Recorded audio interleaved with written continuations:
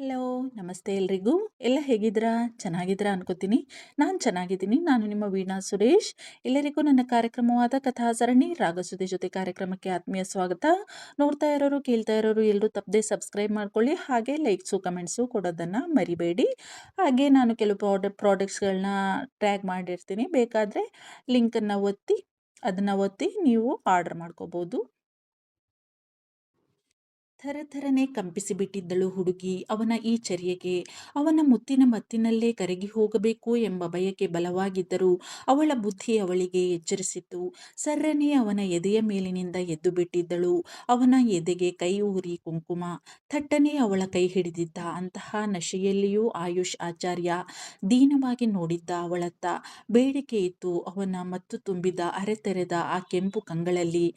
Please please don't leave me. ನೀನು ನನ್ನ ಬಿಟ್ಟು ಹೋಗ್ತೀಯಾ?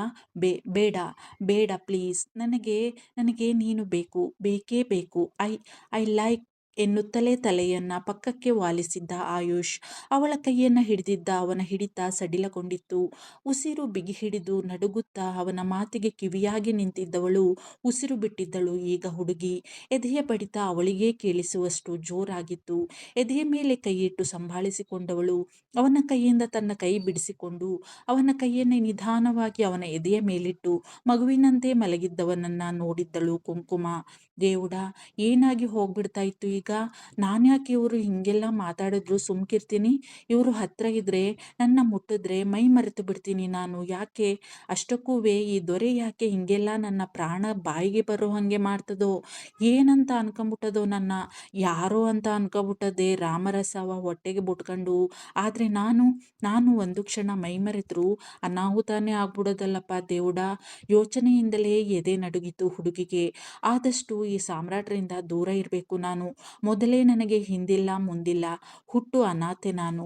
ನನ್ನ ಎಚ್ಚರಿಕೆಯಲ್ಲಿ ನಾನು ಇರುವುದು ನನಗೇ ಒಳ್ಳೆಯದು. ಸಾಮ್ರಾಟರು ಕ್ಷಣ ಚಿತ್ತ ಕ್ಷಣ ಪಿತ್ತ ಅಂತಾರಲ್ಲ, ಅಂಥ ಸ್ವಭಾವದವರು. ಈಗ ಹಿಂಗಿದ್ರೆ ಇನ್ನೊಂದು ನಿಮಿಷಕ್ಕೆ ನಾನ್ಯಾರೋ ಗೊತ್ತೇ ಇಲ್ಲ ಅನ್ನೋ ಹಾಗೆ ನನಗೆ ಬೈತಾರೆ.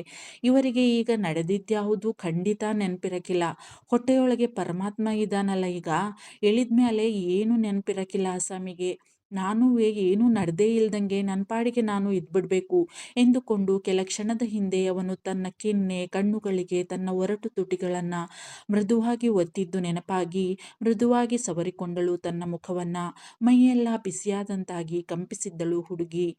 ಅವನ ಕೈಯತ್ತ ಅವಳ ನೋಟ ಹರಿದಿತ್ತು ಈಗ. ಪಾಪ, ಎಷ್ಟು ನೋವಿದೆಯೋ. ಅದ್ಯಾಕೆ ಮನುಷ್ಯ ತನಗೆ ತಾನೇ ನೋವು ಮಾಡ್ಕೊತದೋ. ಬೇಗ ಡ್ರೆಸ್ಸಿಂಗ್ ಮಾಡಿಬಿಟ್ಟು ಹೊಂಟೋಯ್ತೀನಿ. ಅಲ್ಲಿ ಅಂಕಲ್ ಕಾಯ್ತಾ ಇರ್ಬೋದು. ಅವರನ್ನು ಜಾನಿ ಸರ್ ಒಳಗೆ ಕರ್ಕೊಂಡು ಬಂದ್ರೋ ಇಲ್ವೋ? ಗೊಂಬೆ ಏನು ಮಾಡ್ತಾ ಅದೋ ಏನೋ. ಥೋ ಎಂದು ಹಣೆಗೆ ಹೊಡೆದುಕೊಂಡು ಸರಸರನೆ ಫಸ್ಟ್ ಏಡ್ ಬಾಕ್ಸ್ ತಂದು ನಿಧಾನಕ್ಕೆ ಅವನ ಕೈ ಎತ್ತಿ ತನ್ನ ತೊಡೆಗಳ ಮೇಲೆ ಇಟ್ಟುಕೊಂಡು ಡ್ರೆಸ್ಸಿಂಗ್ ಮಾಡತೊಡಗಿದ್ದಳು. ಅಮ್ಮ, please don't leave me please. ನೋವಿನಿಂದ ಮುಖಕ್ಕೆ ಉಚ್ಚುತ್ತಾ ಗೊಣಗುತ್ತಿದ್ದ ಆಯುಷ್ ಆಚಾರ್ಯ. ಅವನ ಮಾತು, ಅವನ ನೋವು ನೋಡಿದವಳಿಗೆ ಅಯ್ಯೋ ಎನಿಸಿತು. ಅವಳಿಗೆ ಅರಿವಿಲ್ಲದೆ ಕಂಗಳು ತುಂಬಿ ಬಂದಿದ್ದವು. ಡ್ರೆಸ್ಸಿಂಗ್ ಮಾಡಿ ಕಣ್ಮುಚ್ಚಿ ಮಲಗಿದ್ದ ಅವನ ಮುಖವನ್ನೇ ದೀರ್ಘವಾಗಿ ದಿಟ್ಟಿಸಿದ್ದಳು ಕುಂಕುಮ. ಮಗುವಿನ ಮುಗ್ಧತೆ ಇತ್ತು ಮುಖದಲ್ಲಿ. ಹಣೆಯ ಮೇಲೆಲ್ಲ ಅವನ ಸೊಂಪು ಕೂದಲು ಬೆವರಿಗೆ ಅಂಟಿಕೊಂಡಿತ್ತು. ಅವನ ಸನಿಹ ಸರಿದು ಮೃದುವಾಗಿ ಅವನ ಕೂದಲನ್ನ ಮೇಲೆ ಸರಿಸಿದ್ದಳು ಹುಡುಗಿ. ಮೈಮನವೆಲ್ಲ ಅರಿಯದ ಪುಳಕ. ಥಟ್ಟನೆ ಎದ್ದವಳೆ ಅವನಿಗೆ ಬೆಡ್ಶೀಟ್ ಕತ್ತಿನವರೆಗೂ ಹೊದಿಸಿ ಅವನ ಮುಖವನ್ನ ಮತ್ತೆ ನೋಡುವ ಸಾಹಸ ಮಾಡದೆ ಸರಸರನೆ ರೂಮಿನಿಂದ ಹೊರಬಂದು ಬಿಟ್ಟಿದ್ದಳು ಕುಂಕುಮ. ಅವಳು ಹೊರಬಂದು ಎದೆ ಮೇಲೆ ಕೈಯಿಟ್ಟು ತನ್ನನ್ನು ಕೊಳ್ಳುತ್ತಿದ್ದಳು. ಎಂತ ಆಯಿತು? ಎಂತಕ್ಕೆ ಇಷ್ಟು ತಡ ಆಯಿತು ಕೆಳಗೆ ಬರುವುದು ನಿಮಗೆ? ಅಣ್ಣ ಎಂತ ಮಾಡ್ತಾ ಉಂಟು? ಜ್ವರ ಏನಾರ ಬಂದುಂಟಾ? ಅಪ್ಪ ಅವರನ್ನ ಬಂಗಾರಿನ ಒಳಗೆ ಬಿಟ್ಟು ಬಂದಿದ್ದೇನೆ. ಅಪ್ಪ ಕೇಳ್ತಾ ಉಂಟು ಅಣ್ಣನ್ನ, ನಿಮ್ಮನ್ನ. ಎಂತ ಆಯಿತು ನಿಮಗೆ? ಅಣ್ಣ ಏನಾದರೂ ಅಂದರಾ ಎಂದು ಒಂದೇ ಸಮ ಪ್ರಶ್ನೆ ಮಾಡಿದ್ದ ಜಾನಿ. ಅವನ ಪ್ರಶ್ನೆಗೆ ಏನು ಉತ್ತರಿಸಬೇಕೋ ತಿಳಿಯದಾಯಿತು ಅವಳಿಗೆ. ಅದು ಅದು ಜಾನಿ ಸರ್ ಎಂದು ಕಣ್ಣು ಒರೆಸಿಕೊಂಡಿದ್ದಳು. ಹೇಳುವುದು ಸರಿಯೇ ತಪ್ಪೇ ಎಂದೇ ಯೋಚನೆ ಅವಳಿಗೆ. ಅದಕ್ಕೆ ಹೇಳಲು ಹಿಂದು ಮುಂದು ನೋಡಿದ್ದಳು ಹುಡುಗಿ. ಎಂತಾಯ್ತು ನಿಮಗೆ? ಗಾಬರಿಯಿಂದ ಕೇಳಿದ್ದ ಜಾನಿ. ಥಟ್ಟನೆ ಏನೋ ನೆನಪಾಗಿ ತಲೆಯ ಮೇಲೆ ಕೈ ಹೊತ್ತಿದ್ದ ಜಾನಿ. ಥೋ, ಎಂಥ ಮರೆವು ಮಾರಾಯ ನನಗೆ. ಅಣ್ಣ ರೂಮಿಗೆ ಹೋಗುವಾಗಲೇ ಹೇಳುಂಟಲ್ಲ ನನ್ನ ಹತ್ತಿರ, ನಾನು ಒಳಗಡೆ ಇರ್ತೇನೆ, ಯಾರು ಬಂದರೂ ಬಿಡಬೇಡ ಎಂದು. ಥೋ, ನಾನೇ ಮರೆತು ಹೋದೆ ಇವರು ಹೋಗುವಾಗ ಹೇಳುವುದಕ್ಕೆ. ಹಾಗಾದ್ರೆ ಅಣ್ಣ ಬಾರಲ್ಲೇ ಇದ್ರು ಪಕ್ಕ. ಏನೇನ್ ಅವಾಂತರ ಮಾಡುಂಟೋ ಅಣ್ಣ, ಬೈದುಂಟೇನೋ ಇವರಿಗೆ. ಗಾಬರಿಯಾದ ಅವನು ಬೈದುಕೊಂಡಿದ್ದ ತನ್ನ ಮರೆವಿಗೆ. ಅವಳು ಕಣ್ಣು ಒರೆಸಿಕೊಂಡಿದ್ದು ನೋಡಿ ಗಾಬರಿಯಾಗಿತ್ತು ಜಾನಿಗೆ. ಇದೆಂತ, ಇವರು ಅಳುತ್ತಾ ಇರುವರಲ್ಲ, ಅಣ್ಣ ಅಲ್ಲೇ ಇದ್ರ ಅಥವಾ ಬಾರಲ್ಲಿದ್ರ?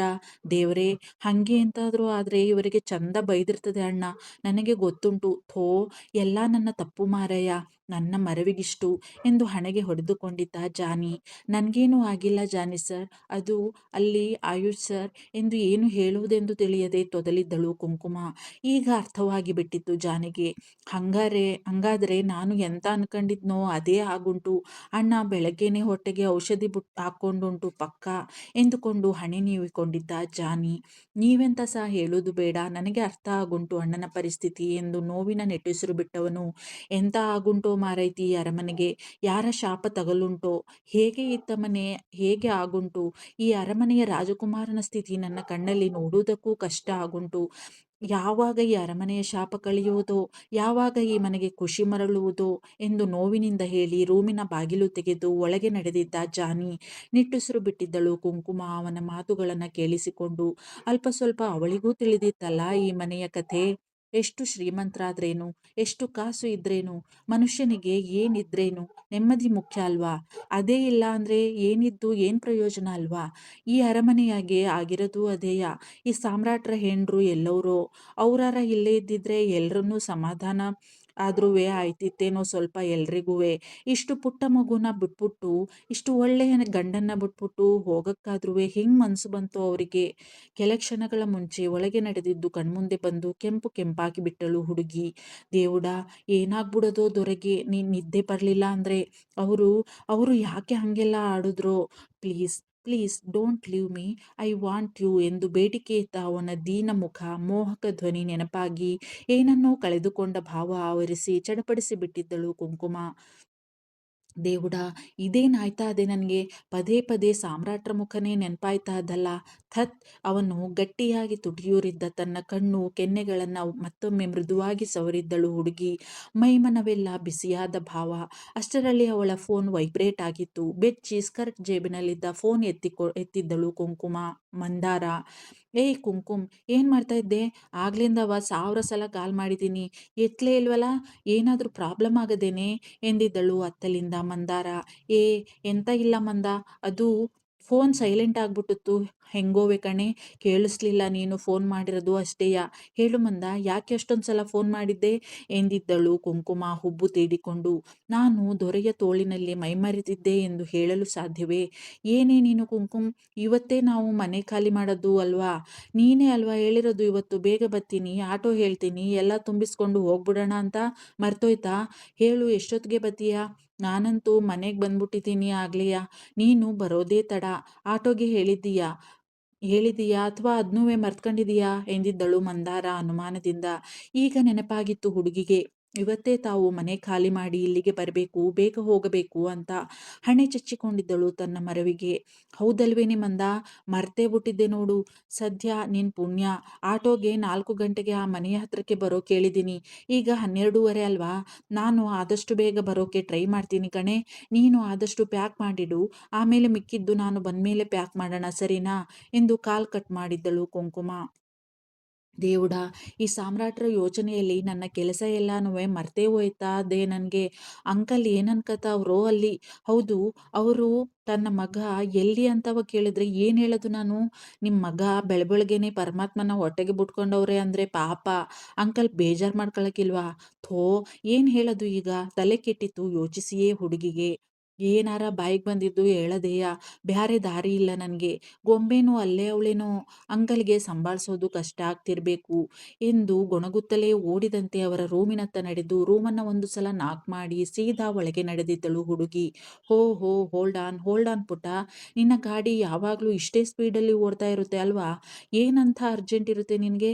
ನಿಧಾನ ಕಣಮ್ಮ, ನಿಧಾನವೇ ಪ್ರಧಾನ ಅಂತ ದೊಡ್ಡೋರು ಹೇಳಿದ್ದಾರೆ ಗೊತ್ತಾ? ಎಂದು ಮುಗುಳ್ನಕ್ಕಿದ್ದರು. ಏನನ್ನೋ ಓದುತ್ತಾ ಕುಳಿತಿದ್ದ ಮಿಶ್ರ ಆಚಾರ್ಯ. ಅಲ್ಲಿಯೇ ಕೆಳಗೆ ಕುಳಿತು ಏನೋ ಆಟವಾಡುತ್ತಿದ್ದ ನಾಟ್ಯ ಇವಳನ್ನ ಕಂಡ ಕೂಡಲೇ ಓಡಿ ಬಂದು ಇವಳ ತೋಳು ಸೇರಿದ್ದಳು. ಅದನ್ನ ನೋಡಿದವರಿಗೆ ಎಂಥದ್ದೋ ಸಮಾಧಾನ, ಯಾವುದೋ ಕನಸು ಮನದೊಳಗೆ ಸುಳಿದಾಡಿತ್ತು. ನನ್ನ ಈ ಕನಸು ನನಸಾಗುವಂತಿದ್ದರೆ ಎಂದು ಯೋಚಿಸಿ ನಿಟ್ಟುಸಿಟ್ಟಿದ್ದರು ಅವರು.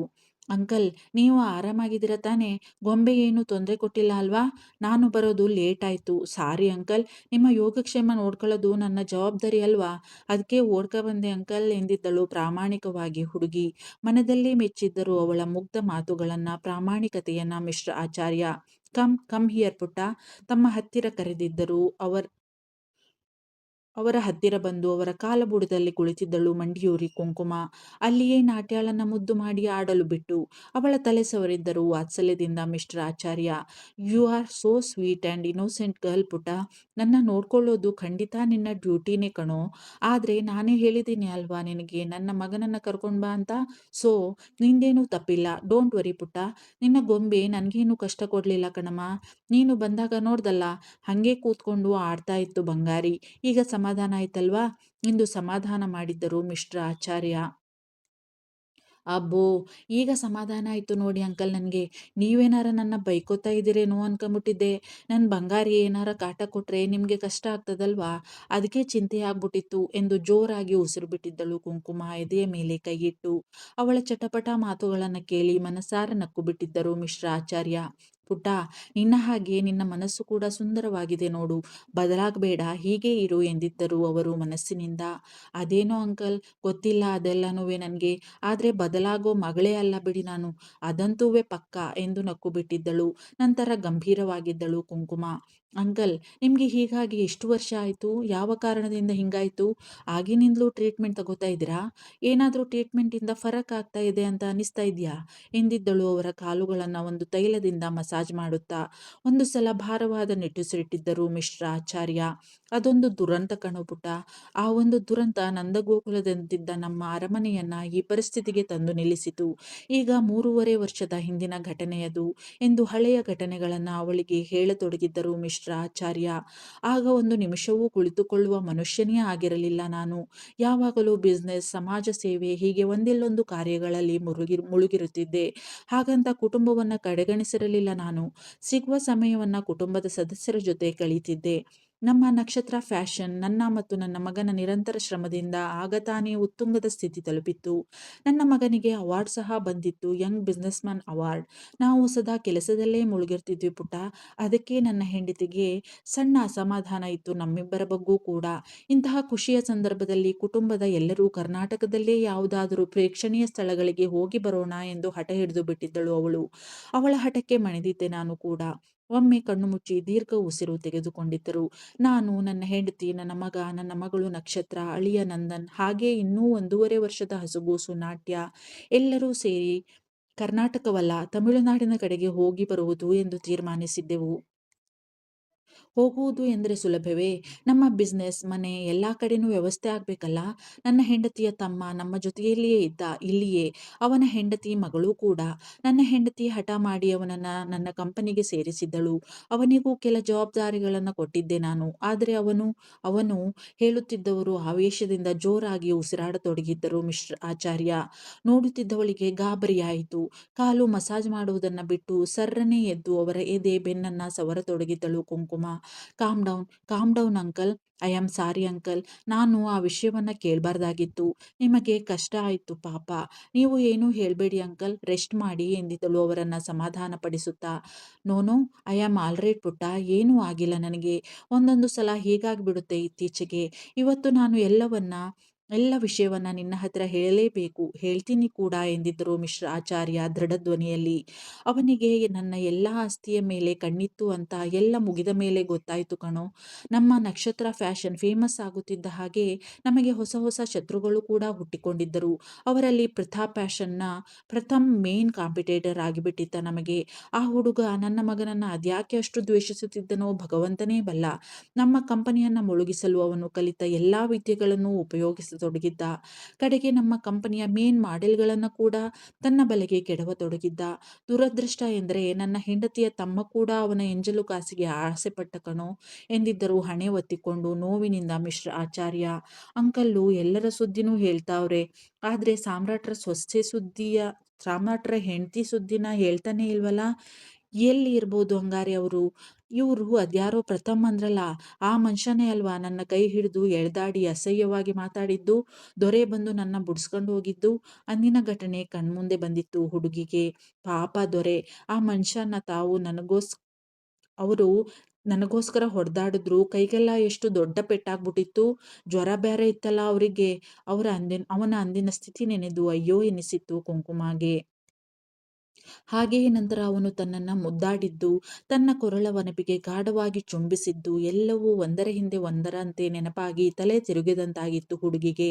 ಹಿಂದೆಯೇ ತನಗೆ ಏನೇನೋ ಅಂದು ಆಡಿ ನೋಯಿಸಿದ್ದು ಕೂಡ ನೆನಪಾಗಿ ನೋವಿನ ನಿಟ್ಟುಸಿರು ಬಿಟ್ಟಿದ್ದಳು ಕುಂಕುಮ.